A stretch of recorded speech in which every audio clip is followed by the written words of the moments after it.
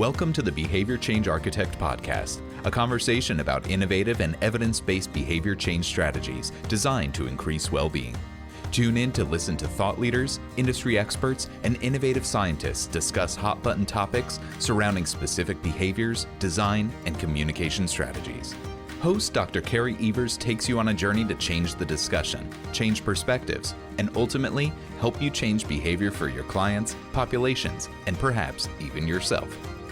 Welcome back to the Behavior Change Architect Podcast and our third series, which is sponsored by the Blue Zone's Wellbeing Institute. In this series, we're going to be talking about something that all of us can relate to: food. So much of our lives revolve around food, whether it's for celebrations, comfort, socializing. We often plan our days around our food. We spend time planning, purchasing, preparing, and sometimes even growing our own food. And our mental energy is sometimes focused on changing, improving, and sometimes restricting our food choices. So for the next 3 episodes, we're going to focus on how food can be medicine. Now, notice I didn't say nutrition. This is a broader topic than just the nutritional content of our food. We're going to talk about the experience of food and how that affects our well-being. And to help guide this conversation, I'm so excited to have with me Dr. Dexter Shurney. Dr. Shurney is the president of the Blue Zone's Wellbeing Institute, which is the sponsor of this series. He's also the immediate past president of the American College of Lifestyle Medicine. Dr. Shurney received his MD from Howard University College of Medicine, his MBA from the University of Detroit Mercy, and his MPH from the Medical College of Wisconsin. And we couldn't have a better guest to discuss the topic of food as medicine. Welcome, Dr. Shurney. Thank you so much for being here. And thank you for having me. It's a pleasure to be here. Can you just provide for our listeners a little bit of your background, just to give them an idea of the type of work you've been involved in? Sure, absolutely. I started off my career, my medical professional career as a general surgeon, and it wasn't long before I realized that a lot of the things that I was spending my time doing in the OR were actually preventable. And it led me to a different course in terms of my pursuit. I went from practicing general surgery to actually becoming a preventive medicine physician. And so now I am board certified in preventive medicine, but also lifestyle medicine. And all of that has been a journey. And each piece of that journey, I think, gets me closer and closer to what I really became a physician to do. And that is to really empower people to take better care of themselves. And I'm actually a facilitator for them along that journey. So interesting how you got to this topic. Can you say a little bit about how you got interested in the topic specifically of food as medicine? Well, yeah, that's a very interesting journey. For one thing is that I love food. We can talk about that more as we go on. I love to eat, and so this is a great topic for me. But seriously, the way that I really started down this path is that I come from a family that has all sorts of health issues, unfortunately. Type 2 diabetes, coronary artery disease, hypertension. I have cousins that have lost their lives in their 50s. My mom passed in her 50s. And what's also ironic is that we all come from healthcare backgrounds. My mother was a nurse. My cousin that passed at 55 was a nurse. I'm a physician, as you know, and I also had these issues. I had hypertension. I had a cholesterol that was well over 200, even though I was on a pretty heavy dose of Lipitor. I was pre-diabetic, and all of this was in my 40s. And here I am, I'd already made the move to preventive medicine. So I was already a preventive medicine physician, and you would think that, that's my specialty. I should know more than anybody else about how to take care of myself and how to prevent these diseases that I was ramping up to. And that was really my aha moment, is when I discovered the power of lifestyle, and food is a major component of that, in terms of actually being so effective in preventing, treating, and even in some instances reversing these conditions. And that was my aha moment, and how I got involved in this was really a personal journey. And subsequently, I've taken other family members on this journey with me, and they've had great results, but also patients, and for a large part of my career, actually implementing policies that support these kinds of changes as well. Fascinating. It's always amazing to hear people's backstory about how they got involved in different topics.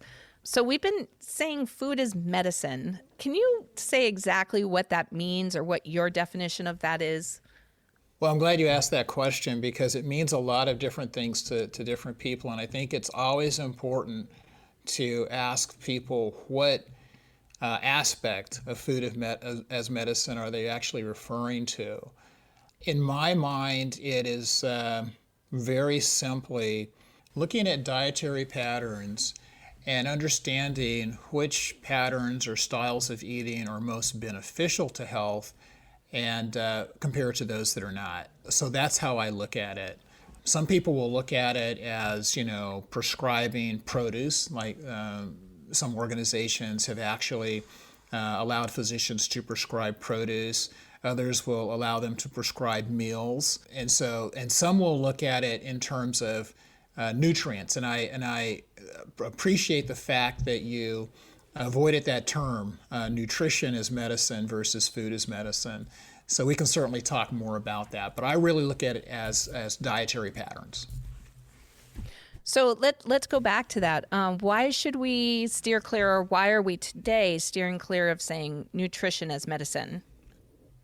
Well, the reason is because food as medicine runs a whole gamut that's broader than nutrition. Certainly our dietary patterns speak to nutrition, but if we just limit it to nutrition, then people will think, well, if I just get a supplement, I supplement my vitamin C, take a B tablet, maybe have some calcium or whatever, I'm getting my nutritional value, they think, through the supplements, then there's less need to actually eat healthy. And that's really a mistake. That's a myth. We actually get much more from the foods that we eat than just those isolated vitamins. For example, there was a study back in the 1990s where they gave smokers vitamin A because they had done a previous study and found that smokers had lower levels of vitamin A. And so they figured if they just gave smokers vitamin A that this might help them.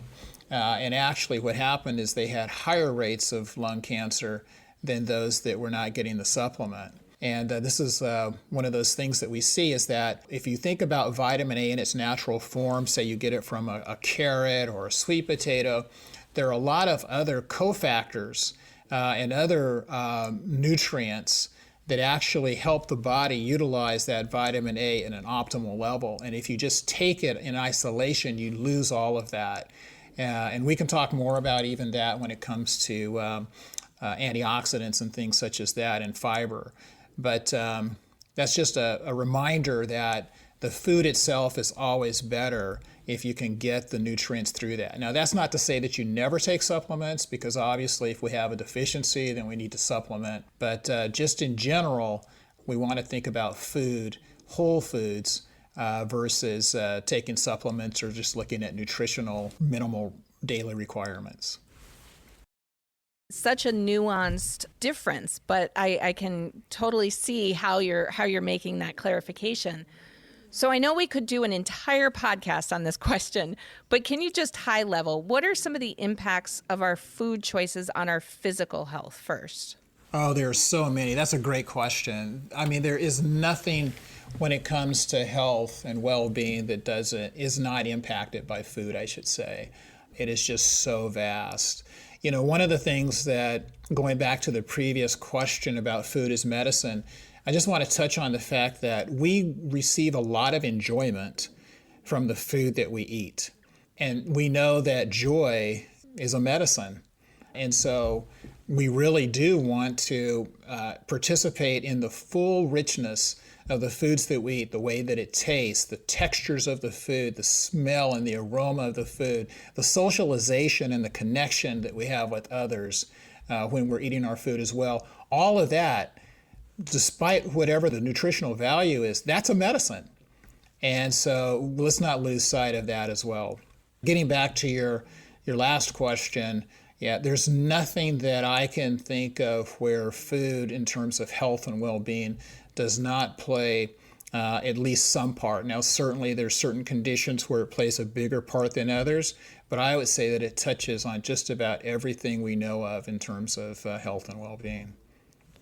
And you touched on a little bit that it's not just the physical health, it's the overall well-being, the emotional, the social. Does it affect other aspects, maybe our financial or other aspects of our lives and well-being? That's correct, and so that really is a lead into the social determinants of health, and why oftentimes people that are struggling with some of those social determinants, particularly access to food or affordability, that they may not receive the same benefits health-wise that others might that are not suffering from those social determinants. So, yeah, it's a pretty broad swath of benefit as well as things to look out for. And also geographic location, correct? That's exactly right. We all know of the food deserts, and it's not just the rural or the urban areas where we find those food deserts. I mean, if you think about people that live in Alaska, for example, their access to fresh fruit and vegetables may be limited, depending on the supply chain and where in those regions they live. So that's an aspect for sure. So, given all of that, there are so many challenges in healthcare right now that I think we could name so many of them. And I know in your past and currently in terms of as a chief medical officer working with health plans, health benefits, policy, it would seem there's so many other challenges right now, but food as medicine really seems to always bubble up to the top. Can you say a little bit about why that is?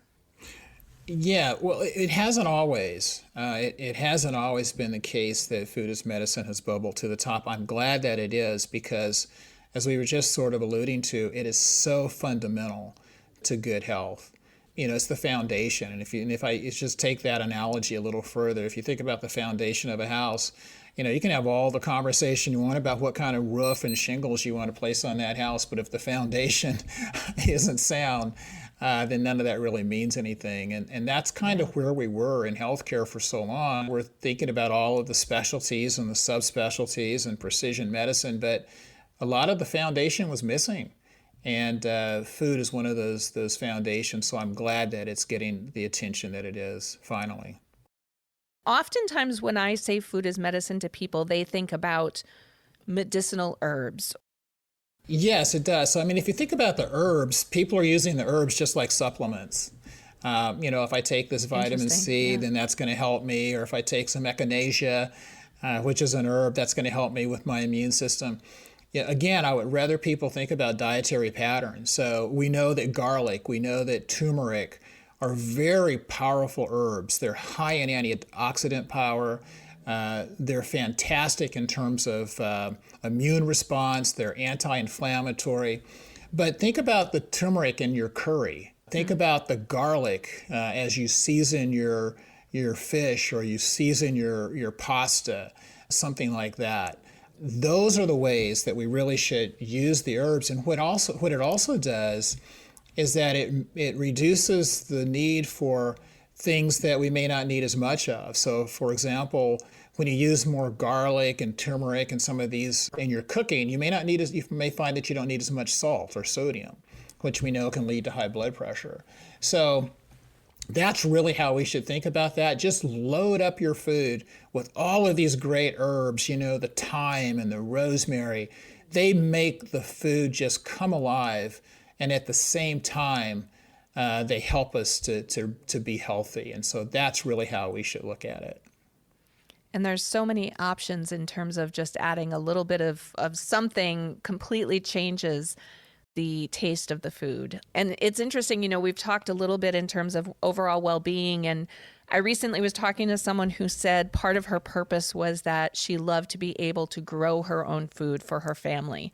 And she was talking about that as her purpose and how that affected her well-being. So it's all these different ways that food can affect just our everyday life and our well-being. It's amazing. Well, it is, and I don't want to belabor the point, but most of us, regardless of where we live, can probably grow some herbs, in the kitchen window. And when you pick that herb that's alive, if you pick it, it's still alive when you put it into your food. And that nutritional value, you can't compare that versus something that's dry or something that's been sitting on the shelf for several months or ground up. Use the things that are growing, they're live, you're eating something that's living. And that helps your body. Not only does it taste better, but it's providing your body with something that just can't be obtained otherwise. Well, and that goes back to some of the social determinants of health issues, which I think we really need to be aware of when we're talking about food because of, food deserts and cost of high quality fruits and vegetables. Can you say a little bit more about how social determinants affects the food that we eat? Yes, it actually, there are several aspects of it. Part of it is access. I think that's the one most people think about is you just don't have access to certain foods. And then the other is a culture where because foods were not available, people have substituted unhealthy foods into their diet. And so I think that you really have to capture this from both. If you were to just, in certain neighborhoods start to supply them with, eggplant and quinoa and things that are very healthy, they wouldn't appreciate it. They may not know how to prepare those foods. They may not know, I've never had that before. That sounds weird. It looks weird. So there's also that educational and experiential component of this where you have to allow people to taste some of these things and learn to appreciate them. So it's really twofold. It's not just the access, which is important, but it's also how do you integrate some new things into people's diets.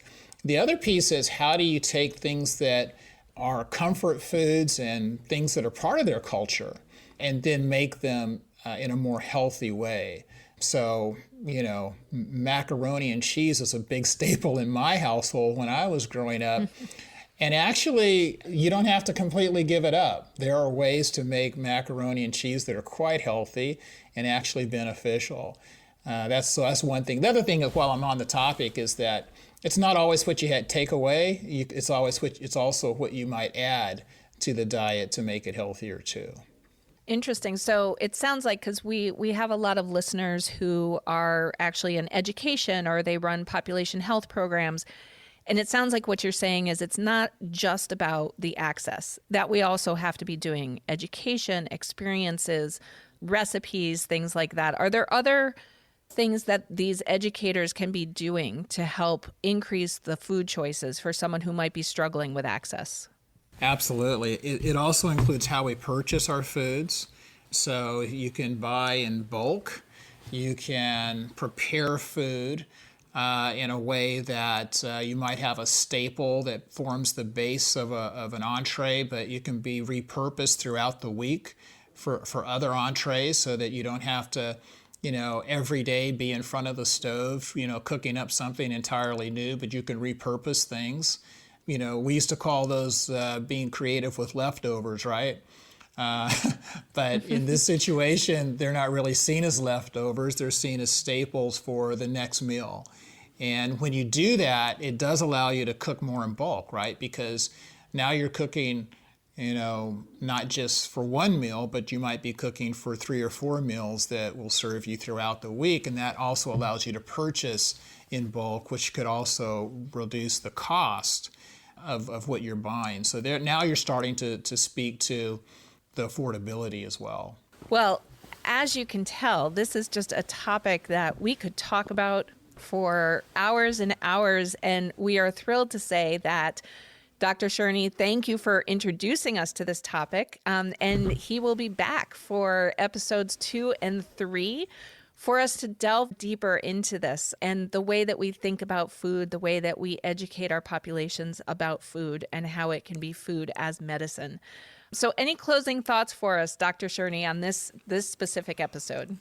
Well, I'm just excited to be having this conversation with you, Kerry. Again, you're right. We could talk about this forever. It is so interesting, and there's so many different paths and avenues that we can go down. I'm delighted that we also have a couple more opportunities to continue the conversation.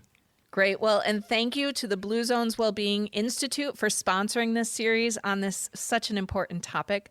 Don't forget, listeners, to sign up for our newsletter so that you can be alerted when the new episodes are released. And we will be back with you to further discuss food as medicine. Thank you. Thank you for listening to the Behavior Change Architect podcast. To continue the conversation, visit our website at www.behaviorchangearchitectpodcast.com, where you can sign up for our newsletter or follow us on your favorite podcast platform.